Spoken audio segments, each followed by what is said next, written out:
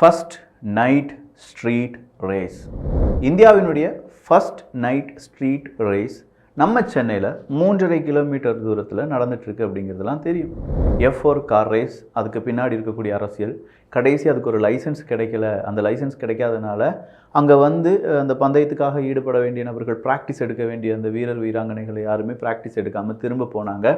மறுபடி தமிழ்நாடு அரசாங்கம் மிகப்பெரிய கடுமையான போட்டிக்கு பிறகு அந்த லைசன்ஸ் கிடச்சிருச்சு. ஏன்னா மழை காரணமாக அந்த லைசன்ஸ் கிடைக்கிறதுக்கு கொஞ்சம் காலதாமதமானது அப்படின்னு சொல்லி, சப்போஸ் அந்த லைசன்ஸ் இல்லாமல் நடத்தியிருந்தாங்கன்னா அது கோர்ட்டை நம்முடைய நீதிமன்றத்தை நம்ம அவமதிக்கும் விதமாக இருந்திருக்கும் அப்படின்னு சொல்லி பின்னாடி பெரிய ஒரு அரசியல், பெரிய ஒரு உண்மையும் இருந்தது அப்படிங்கிறதுலாம் தெரிஞ்ச விஷயந்தான்.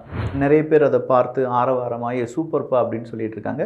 நிறைய பேர் அரசியல் ரீதியாக இருக்கக்கூடிய நிறைய பேர் அதை எதிர்க்கிறாங்க. இல்லாட்டி அங்கே பாதிக்கப்பட்ட நபர்கள், எங்களுக்கு டிராஃபிக்காக இருக்குது, இல்லை இந்த வழித்தடங்கள் சரியாக இல்லை, இவங்களுக்கு இந்த கார் ரேஸ் வேணுமா அப்படின்னு கேட்கக்கூடிய நபர்கள் அப்படின்னு சொல்கிற அந்த ஒரு அரசியலை நம்ம இங்கே பார்க்கத்தான் வேண்டும். அவங்களுடைய வெறுப்பு தமிழ்நாட்டு அரசாங்கத்தினுடைய F4 கார் ரேஸ் இது எல்லாமே இன்றைக்கி நடந்துச்சு, நாளைக்கும் நடக்க போகுது. இன்றைக்குள்ளது ஃப்ரீயாக நம்ம எல்லோரும் பார்த்துக்கலாம் நைட்டு அப்படின்னு சொல்லி இருந்தது. நாளைக்கு அப்படி கிடையாது அப்படின்னு சொல்லியிருக்காங்க. ஸோ ஓவராலாக இதுதான் F4 பந்தயம். இந்த F4 பந்தயத்துக்கு பின்னாடி இருக்கக்கூடிய வெள்ளை அறிக்கை, மஞ்சள் அறிக்கை, அடுத்ததாக இருக்கக்கூடிய துதி அறிக்கை அப்படிங்கிறதெல்லாம் ஒவ்வொரு வீடியோக்கள் வேறு மாதிரியான நிறைய நபர்கள் போடுவாங்க. வெள்ளை அறிக்கையை கண்டிப்பாக அரசாங்கம் வெளியிடாது. அதே நேரத்தில் துதி அறிக்கை அப்படிங்கிறது இதுக்கு சம்மந்தப்பட்ட யூடியூபர்ஸ், இந்த பார்ட்டி ஓரியன்டாக இருக்கிறவங்க நிறைய பேர் வா இதெல்லாம் பில்கேட்ஸே பாராட்டினார் அப்படின்னு சொன்னால் கூட நாளைக்கு, இல்லாட்டி கொஞ்சம் பேர் சொல்லுவாங்க மிரண்டது அமெரிக்கா, திரண்டது டிஎம்கே அப்படின்னு சொல்லி அதெல்லாம் நடக்கும். அதெல்லாம் நீங்கள் உங்களுடைய பார்வைக்கு நான் விட்டுடுறேன். அப்போ இந்த நேரத்தில் நாம் பார்க்க வேண்டிய சில முக்கியமான விஷயங்கள், F4 கார் ரேஸ் அப்படிங்கிறதுல அந்த பெரிய மாற்றங்கள் ஒன்றுமே இல்லாமல் அந்த ரோடுகள் எல்லாமே அப்படி எப்படி இருந்துச்சுன்னா ஓகே, நோ ப்ராப்ளம். ஆனால் ரோடுக்கெல்லாம் ஓட்டையை போட்டு அந்த ஓட்டைக்குள்ளே இந்த மாதிரி பேனர்லாம் வச்சு, ஏன்னா இந்த மாதிரி அரசியல் பெரிய அளவில் ஒரு பெரிய மாநாடு நடக்குது அப்படின்னு சொன்னால் கூட பேனர் வைக்கிறதுக்காக நீங்கள் இங்கே ரோடில் ஓட்டையெல்லாம் போடலாம்.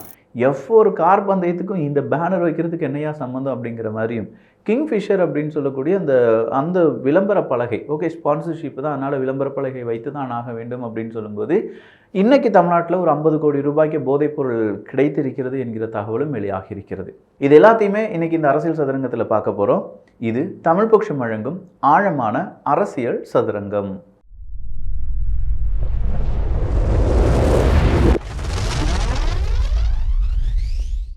செய்திகளுக்கு போகிறதுக்கு முன்னாடி ஒரு 5 பொருள் எங்கேயுமே கிடைக்காத விலையில் 5 பொருளுடைய காம்போ 599க்கு இந்த ஒரு வாட்ச். இது வாட்ச் மட்டும் கிடையாது, குட்டி குழந்தைகளுக்கு இந்த வாட்சை ஓப்பன் பண்ணி அதை ஒரு கேமராவும் யூஸ் பண்ணலாம். உள்ள சேஞ்சிங் ஸ்லைட் அப்படிங்கிறது இருக்கும் இந்த வாட்ச். அடுத்ததாக ஒரு உடன் பசில் வித்து அதில் பேர் இருக்கும், என்ன பசில், அது ஒவ்வொரு பொருளாக நீங்கள் எடுத்து கொடுத்து குழந்தைகள்கிட்ட மறுபடியும் மாட்டி வைக்க சொல்லலாம். குழந்தைகளுடைய பிரைன் டெவலப்மெண்ட்டுக்கு ரொம்ப யூஸ் ஆகும். அடுத்ததாக ரொம்ப நாட்களுக்கு முன்னாடி, ரொம்ப வருடங்களுக்கு முன்னாடி நம்மளாம் விளையாண்டுருப்போம் பார்த்தீங்களா, பிரிக் கேம் அப்படின்னு சொல்லுவோம்ல, இந்த பிரிக் கேம் ஒரு கேம், 3 பொருள். அடுத்ததாக இந்த மாதிரியான ஒரு பாஸ்கெட் பால். இந்த பாஸ்கெட் பாலுக்கு 3 போல்ஸ் இருக்கும். அந்த 3 போல்ஸை உள்ளே விட்டுட்டு இந்த ஸ்ப்ரிங்கை வச்சு அடித்து அந்த கோலுக்குள்ளே போடணும். இந்த மாதிரியான ஒரு டாய்.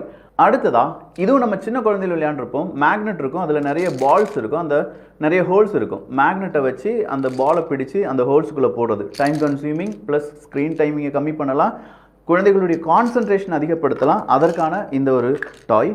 அடுத்ததாக இருப்பது இந்த மாதிரி ஸ்ப்ரிங்கிங் கேம். இது கேரம் போர்டுக்கு மாற்றாகவும், இல்லாட்டி 2 பிளேயர்ஸ், 2 பேர் அந்தந்த எதிர் திசையில், அப்பா குழந்தை அம்மா குழந்தை 2 குழந்தைகள் அப்படின்னு சொல்லி விளையாடுறதுக்கு சூப்பரான கேம்.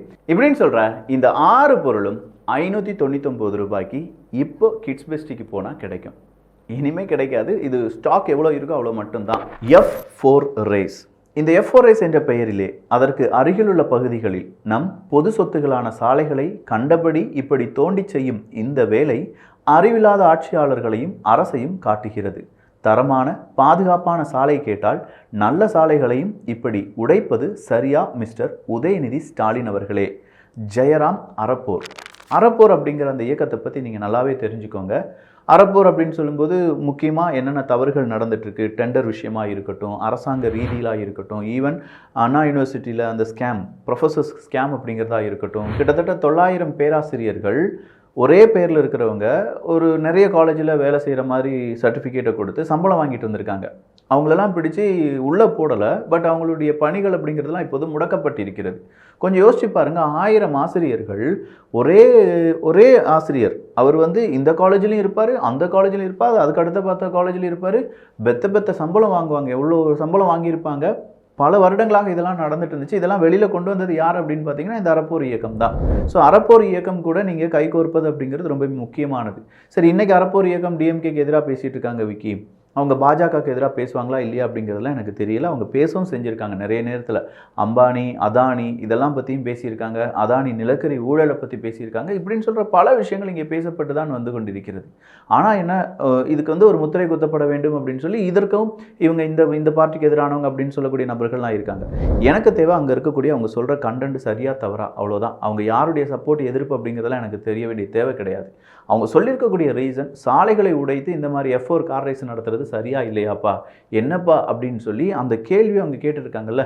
அந்த கேள்விக்கு அடுத்தபடியாக சில பல நடிகர்கள் எவ்வளோ விஷயங்கள் நடந்துச்சு தமிழ்நாட்டில், ஏகப்பட்ட விஷயங்கள் நடந்துச்சு. அப்போ அந்த விஷயங்கள் நடக்கும்போதெல்லாம் சில நடிகர்கள் எந்த விதமான கூச்சநாச்சமும் இல்லாமல் பதிலே சொல்ல மாட்டாங்க, கருத்தே சொல்ல மாட்டாங்க. ஆனால் இதே நடிகைகள் கொஞ்சம் பேர் என்ன செய்வாங்க, இதே இது ஏடிஎம்கே பீரியடாக இருந்துச்சு வாய்கழியே பேசியிருப்பாங்கங்கிறது நம்ம எல்லாருக்குமே தெரியும். அப்போது இந்த பீரியடில் சினிமா அவங்களுடைய கண்ட்ரோலில் இருக்கிறதுனால இவங்க பேச மாட்டுக்காங்களா, இல்லை உண்மையிலேயே இவங்களுக்கு அது பிடிச்சிருக்கா அப்படிங்கிறதுலாம் நமக்கு தெரியலை. இந்த F4 கார் ரேஸ் வரப்போகுது அப்படின்னு தெரிஞ்ச உடனேயே நிறைய நடிகைகள் என்ன செய்கிறாங்க, ஒரே மாதிரி டெம்ப்ளேட், இதுதான் டெம்ப்ளேட்டு மெசேஜஸ் அப்படின்னு சொல்லுவாங்கள்ல, இல்லை டூல் கிட்லாம் சொல்லுவாங்கள்ல, அந்த டூல் கிட்டை சரியாக அவங்க யூஸ் பண்ணாங்க அப்படின்னு சொல்லலாம். அச்சு அசல் மாறாமல் எப்பா சூப்பராக இருக்குது, F4 கார் ரேஸ் வரப்போகுது, இந்த செம்ம அப்படின்னு சொல்லி பாராட்டுக்களை பொழிந்தார்கள். அப்போ இந்த பாராட்டு ஏன் அப்படிங்கிறத கேட்டால் அந்த நடிகர்களுக்கு தெரியாது. பாராட்ட சொன்னாங்க, நாங்கள் பாராட்டிட்டோம் அப்படின்னு தான் சொல்லுவாங்களே தவிர F4 கார் ரேஸ் அதுக்கு பின்னாடி இருக்கக்கூடிய அந்த பணம் எவ்வளவு செலவாயிருக்கு அப்படிங்கிறதுலாம் இங்கே பெரிய அளவுக்கான ஒரு கேள்விகள் மட்டும்தான். சரி, இந்த கேள்விகள்லாம் ஒரு பக்கம் அப்படி இருக்கும்போது அடுத்ததாக இன்னொரு கேள்வி இருக்குது பாருங்கள். பொத்தேரியில் உள்ள தனியார் கல்லூரி சுற்றியுள்ள ஆண்கள் மற்றும் பெண்கள் விடுதிகளில் கஞ்சா வேட்டை, 500க்கும் மேற்பட்ட போலீசார் அதிரடி சோதனை, 50க்கும் மேற்பட்ட மாணவர்கள் இதில் கைது செய்யப்பட்டார்கள் அப்படிங்கிறது தான். எந்த யூனிவர்சிட்டி, SRM யூனிவர்சிட்டிலாம் இருக்குது பார்த்தீங்களா, அங்கே ஹாஸ்டல்லாம் இருக்கும்ல, என்ன நடந்துருச்சு, பெரிய அளவில் கஞ்சா யூஸ் பண்ணிட்டு இருக்காங்களாம்ப்பா மாணவர்கள் அப்படின்னு சொல்லி ஒரு அரசல் புரசலாக அங்கே இருக்கக்கூடிய போலீஸ் ஆஃபீஸர்ஸுக்கு இன்ஃபர்மேஷன் கிடைக்குது. சரி, சுற்றி உழைச்சி பார்த்துடலாமே அப்படின்னு சொல்லும்போது நிறையவே கஞ்சா அப்படிங்கிறது, போதைப்பொருள் அப்படிங்கிறத அங்கே இருக்கக்கூடிய மாணவிகள் பயன்படுத்தியிருக்காங்க அப்படிங்கிறது தான் கிடைச்சிருக்கக்கூடிய தகவல். இந்த தகவலை மறுபடியும் நம்ம போட்டு காண்பிக்கணுமா நம்முடைய மாணவ சமுதாயத்திடம் அப்படின்னு கேட்டால் எஸ், இதை மாணவர்கள் பார்க்கிறார்களோ என்னவோ, இந்த மாணவர்களை பெற்றெடுத்த பெற்றோர்கள் பார்க்க வேண்டும். நாங்கள் நல்லா தான் தம்பி வளர்க்கிறோம், ஆனால் வளர்கிற குழந்தைகள் இப்படி வளர்ந்தால் நாங்கள் என்ன செய்கிறது அப்படிங்கிற ஒரு கேள்வி தான் இப்போ பெற்றோர்களிடையே அதிகமாக கேட்கப்படக்கூடிய கேள்வி. எப்படி வளர்க்கணும் அப்படிங்கிறதே தெரியலை, நல்லா தான் வளர்த்தோம்ப்பா, இப்படி போயிட்டானேப்பா அப்படின்னு சொல்லக்கூடிய பெற்றோர்கள் தான் அதிகம். அப்போ இதற்கு பெற்றோர்களுடைய வளர்ப்போ இல்லாட்டி அவங்களுடைய குடும்பமோ ஒரு காரணம் கிடையாது, சொசைட்டி தான், சமூகம் தான். சமூகம் அப்படின்னு சொல்லும்போது சோஷியல் மீடியாவினுடைய காலத்தில் நம்ம வாழ்ந்துட்டுருக்கோம். முதல்ல அப்பா அம்மா கண்டிச்சாங்கன்னா அந்த குழந்தை நல்லா வளரும் அப்படின்னு சொல்லிட்டு இந்த காலகட்டம் போய் அப்பா அம்மா கண்டிச்சாங்கன்னா வீட்டை விட்டு வெளியில் போயிடுறோம், நாங்கள் போய் ரீல்ஸ் ஷார்ட்ஸ் எல்லாம் போட்டுட்டு எங்கள் அப்பா அம்மாவை திட்ட போகிறோம் அப்படின்னு சொல்லக்கூடிய ஒரு சமுதாயத்தில் நிற்கிறோம். சோஷியல் மீடியாவில் நண்பர்கள் யார் பகைவர்கள் யார் அப்படின்னு சொல்லி முகம் தெரியாத நண்பர்களையே பகைவர்களாகவும் அவங்களையே நண்பர்களாகவும் அவங்களையே காதலனாகவும் காதலியாகவும் ஏற்றுக்கொண்ட ஒரு சமுதாயத்தில் நம்ம வாழ்ந்துட்டுருக்கோம். அப்போது இந்த நேரத்தில் இந்த போதைப்பொருள் உண்டாக்கக்கூடிய அடுத்த கட்டமான அடிக்ஷன், அதனால் ஏற்படக்கூடிய பின்விளைவுகள், இதை மாணவிகள் புரிந்து கொள்வார்களா அப்படிங்கிற ஒரு கேள்வி இனி நம்முடைய பெற்றோர்களுக்கும் வர வேண்டும். ஏன்னா அவங்க சொல்லிக் கொடுத்தே ஆக வேண்டும் அப்படிங்கிற ஒரு சிச்சுவேஷனில் நிற்கிறது. சரி, இது நம்முடைய தமிழ்நாட்டில் அப்படின்னு பார்த்தா இதே தமிழ்நாட்டில் கிட்டத்தட்ட 50.65 கோடி ரூபாய், எவ்வளவு, 50 கோடி, 50 கோடி, இப்போ 50 கோடி 29/8/2024 முதல் 30/8/2024 ஆகிய தேதிகளில் சென்னையில் உள்ள வருவாய் புலனாய்வு இயக்குநரகம் நடத்திய சோதனையில் 10.9 கிலோ பீப் என்ற போதைப்பொருள் பறிமுதல். போதைப்பொருளை இலங்கைக்கு கடத்த முயன்ற 6 பேர் கைது. மேலும் 1.30 கோடி, அதாவது 1.5 கோடி கிட்டத்தட்ட பணமும் 3 வாகனங்களும் பறிமுதல் செய்யப்பட்டுள்ளன. தொடர்ந்து இந்த விசாரணை நடைபெற்று வருகிறது. 50 கோடி ரூபாய்க்கான பீப் போதைப்பொருள் கிடைத்திருக்கிறது. இந்த பீப் போதைப்பொருள் அப்படிங்கிறது சர்வசாதாரணமாக 50 கோடி 10 கிலோ அப்படிலாம் நம்ம சொல்லிட்டு இருக்கும்போது எத்தனை நபர்களை, எத்தனை மாணவ மாணவிகளை இது சீரழித்து விடும், எவ்வளோ பேருடைய வாழ்க்கையை இது குடிச்சிரும், கரைச்சிரும். அவங்களுடைய வாழ்க்கை அப்படிங்கிறது இருக்குமா இல்லையா அப்படிங்கிற யோசனையில இல்லாமல் அவங்கெல்லாம் போதையில் வீழ்ந்து வருகிறார்கள். இப்படி ஒரு ஒரு ஒரு பெரிய ஒரு இழுக்கு நம்முடைய சொசைட்டிக்கு. இந்த போதை அப்படிங்கிறதே நம்முடைய சொசைட்டிக்கு பெரிய ஒரு இழுக்கு. இதை கண்டுபிடிச்சதே எவ்வளோ இருக்குன்னா, இன்னும் கண்டுபிடிக்காமல் எவ்வளோ உலாவிக் கொண்டு இருக்கும் அப்படிங்கிறது தான் இங்கே பெரிய ஷாக்கிங்கான இன்ஃபர்மேஷனாக இருக்குது. அப்போது நம்முடைய மாணவ மாணவிகள் அவங்களுடைய இந்த ஒரு தோல்விக்கு, இல்லாட்டி அவங்க இப்படி அடிமையாக மாறுவதற்கு காரணமும் யார் தான்? நம்முடைய சிஸ்டம் தான். எந்த சிஸ்டம்? சரியாக இந்த மாதிரி போதைப் பொருளை தடை செய்து விட்டார்களா? தடை செய்யப்பட்ட போதைப் பொருள் எங்கேயாவது உலாவுகிறதா? அப்படி உலாவக்கூடிய நபர்கள் யார் விற்பனை செய்கிறார்கள்? அந்த விற்பனை செய்பவர்கள் எங்கேருந்து அதை உற்பத்தி செய்கிறாங்க? இதெல்லாம் கண்டுபிடிக்காத இந்த சிஸ்டம் தான் நம்ம மாணவ மாணவிகளையும் கரப்ட் செய்கிறது. வேறு ஒன்றும் வேணாங்க.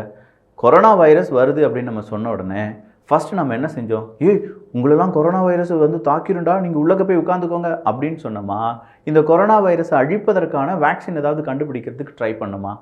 நம்ம அந்த வேக்சினை தான் கண்டுபிடிக்க ட்ரை பண்ணோம். ஓடி ஒளியறதை விட யார் அங்கே அதுக்கான மூல காரணமோ அதை அழித்து விட்டாலே ஓடி ஒளிய வேண்டிய தேவையில்லை. இப்போ நம்ம மாணவ மாணவிகளை எல்லாரும் நீங்கள் பத்திரமா இருந்துக்கோங்க அப்படின்னு சொல்கிறது பெட்டரா, இந்த மாணவ மாணவிகளை சீர்குலைப்பதற்கான ஒரு கும்பல் இருக்குது, அந்த கும்பலை மட்டும் கூண்டோடி கொரோனா வைரஸ் அழித்த மாதிரி அழிப்பது பெட்டரா? இந்த இடத்துல சோர்ஸை அழிச்சிட்டாலே அந்த சோர்ஸால் ஸ்ப்ரெட்டிங் அப்படிங்கிறது நடக்காது. ஸ்ப்ரெட்டிங் நடக்கலைன்னா நம்ம மாணவ மாணவிகள் இல்லை இங்கேருந்து நேரம் ஆப்பிரிக்காவுக்கு போய் நம்ம மாணவன் அங்கே போய் ஏதாவது எடுத்துகிட்டு வருவானா? இல்லை அங்கே தான் கிடைக்கும்பா அப்படின்னு சொல்லி இந்த பீப் அப்படிங்கிற போதைப்பொருள் அங்கே தான் கிடைக்கும்னு சொல்லி எடுத்துகிட்டு வருவாங்களா? வரமாட்டாங்க சார், மறந்துடுவாங்க. மாணவ மாணவிகள் இல்லாட்டி இப்போ இருக்கக்கூடிய யங்ஸ்டர்ஸ் என்ன செய்கிறாங்கன்னா, ஒரு ஸ்பீடான உலகத்தில் இருக்காங்க. அது கிடைக்கலன்னா ஓகேவா, எங்கேயாவது ஒரு ஃபிலிமுக்கு போயிடும், மாறிடும், வாழ்க்கையே மாறிடும். நல்ல புத்தகத்தை படிச்சிடலாம், வேறு மாதிரி மாறிடும். அது கிடைக்கிறதுனால என்ன ஆகுது? அதனுடைய போதை ஒரு 5 மணி நேரம் 6 மணி நேரம் அவனை அப்படியே ஓட வைக்கிறது, அப்படியே சுழல வைக்கிறதுனால அவன் எதிர்காலமே இல்லாமல் போகுது. ஏதோ ஒரு இளைஞனுடைய எதிர்காலம் போகுது அப்படின்னு சொல்லி நான் கஷ்டப்பட்டுட்டு இருக்கேனா? ஐயா, தமிழ்நாட்டினுடைய எதிர்காலமே இதனால் பாதிப்படையுதுன்னா பார்த்துக்கோங்களேன். ஸோ ஓவராலாக நிறைய செய்திகள் பார்த்துட்டோம். நான் முதலே சொன்ன மாதிரி இந்த 6 பொருட்கள் உங்களுக்கு வேணும். இந்த 6 பொருளும் சேர்த்து 599 தான். இதுக்கு இந்த ஸ்லிங் ஹாக்கி அப்படின்னு சொல்லுவாங்க. இந்த ஒரு ஐட்டத்துக்கு அமேசானில் 400 ரூபாயோ 550 ரூபாயோ இவ்வளோ போட்டிருக்காங்க. இந்த 6 ஐட்டத்துக்கும் 599 ரூபா தான். வேணுங்கிறவங்க கீழே இருக்கக்கூடிய லிங்கை பயன்படுத்திக்கோங்க. இதே மாதிரி ரொம்ப நெஞ்சை சுடக்கூடிய செய்திகள் நிறையவே இருக்குது. அந்த செய்திகள்லாம் நாளைய ஒரு அப்டேட்டில் இன்னும் கொஞ்சம் பார்க்கலாம்.